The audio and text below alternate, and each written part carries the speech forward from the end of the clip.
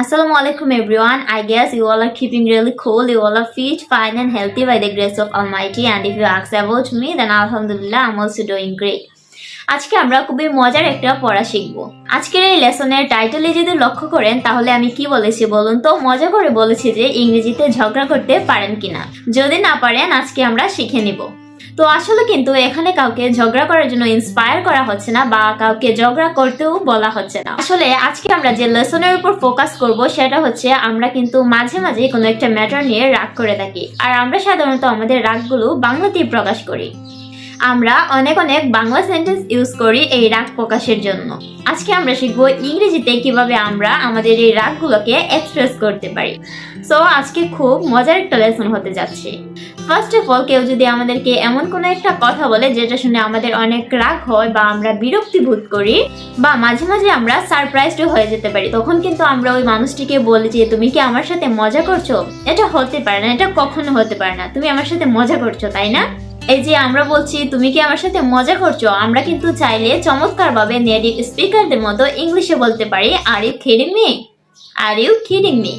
কেউ যদি আমাদেরকে এমন একটা কথা বলে যেটা শুনে আমরা সারপ্রাইজ হয়ে যাই বা আমরা ভাবি যে নিশ্চয়ই কোনো একটা সমস্যা আছে, না হলে এমনটা কেন বললো, তখন আমরা বলি তুমি কি পাগল হয়ে গেলে। এই কথাটাকে কিন্তু আমরা অনেকগুলো স্টাইলে বলতে পারি। আপনার যেটা ইচ্ছা সেটাই কিন্তু বলতে পারেন, ইটস আপ টু ইউ। যেমন ধরেন আমি বলতে পারি have you lost your mind, তুমি কি পাগল হয়ে গেলে। অর সিমিলারলি বলতে পারি are you insane or are you out of your mind, that's it. তারপর আমরা যখন খুব বেশি রেগে যাই তখন আমরা বলি যে আমাকে আর রাগিও না। আমরা বলতে পারি ডোন্ট মেক মি অ্যাংরি। আমরা চাইলে কিন্তু একটা সেন্টেন্সের সাথে আরেকটা সেন্টেন্সকে ম্যাচ করেও বলতে পারি। যেমন একটু আগে আমরা একটা সেন্টেন্স দেখেছিলাম তুমি কি আমার সাথে মজা করছো, আমরা চাইলে তারপর বলতে পারি আমাকে রাগিও না। তাহলে আমরা কিভাবে বলবো? Are you kidding me, don't make me angry. আবার আমরা মাঝে মাঝে বলি যে যখন আমরা খুব বেশি কারোর উপর বিরক্ত হয়ে যাই তখন আমরা বলি যে তোমার সীমা ছাড়িয়ে যেও না বা তোমার মাত্রা অতিক্রম করো না। তখন আমরা কি বলতে পারি? আমরা দুইটা ওয়েতে বলতে পারি। ফার্স্ট অফ অল আমরা যেটা বলতে পারি খুবই common, don't cross your limit, আর আমরা চাইলে বলতে পারি স্টে উইদিন ইউর লিমিট। এর মানে তোমার সীমানার মাঝেই তুমি থাকো, তোমার সীমানা অতিক্রম করো না, এর ফলটা কিন্তু ভালো হবে না। আমরা এরকমটাই বলে থাকি। তারপর আমরা শিখবো তাতে আমার কিছু যায় আসে না। এরকম আমরা বলে থাকি যে তার যা ইচ্ছে করুক তাতে আমার কিছু যায় আসে না, ও তার যা ইচ্ছে বলুক তাতে আমার কিছুই যায় আসে না। সো আমরা যদি এরকম বলতে চাই যে তাতে আমার কিছুই যায় আসে না, তখন আমরা বলবো আই ডোন্ট কেয়ার। আমরা একটু বড় করে বলতে পারি তুমি কে, তাতে আমার কিছুই যায় আসে না, I don't care who you are. তারপর আমরা কিন্তু বলে থাকি যে শেষমেশ তুমি তোমার আসল চেহারাটা দেখিয়ে দিলে। এরকম অনেক সময় হয় যে কোনো একটা জিনিস এক্সপেক্ট করি আমরা কারো কাছ থেকে, আমরা ভাবি লোকটা খুব ভালো, কিন্তু আসলে দেখা যায় লোকটা মোটেও তত ভালো ছিল না। তখন কিন্তু আমরা বলে থাকি যে শেষমেশ তুমি তোমার আসল রূপটা দেখিয়ে দিলে বা তোমার আসল রূপ প্রকাশ হয়ে গেল, এরকম আমরা বলি। সো সেক্ষেত্রে আমরা বলবো after all you have showed your status, আর আমরা বলতে পারি after all you have showed your real face. আমরা চাইলে এই দুইটাকে একসাথে ম্যাচ করেও বলতে পারি I don't care who you are, after all you have showed your status. তারপর আসি তুমি কেন এমনটা করলে। এই কথাটা আমরা তখনই বলি যখন আমরা কারোর উপর খুব বেশি ফেড আপ হয়ে যায় বা হতাশ হয়ে যায়, কারণ আমরা জানতাম না সে এই কাজটা করতে পারে। তো তখন আসলে আমরা মনে অনেক দুঃখ নিয়ে তাকে এই কথাটা বলি যে তুমি এই কাজটা কেন করলে, এটা না করলেই ভালো হতো। তাহলে আমরা বলতে পারি why did you do that, why did you do that.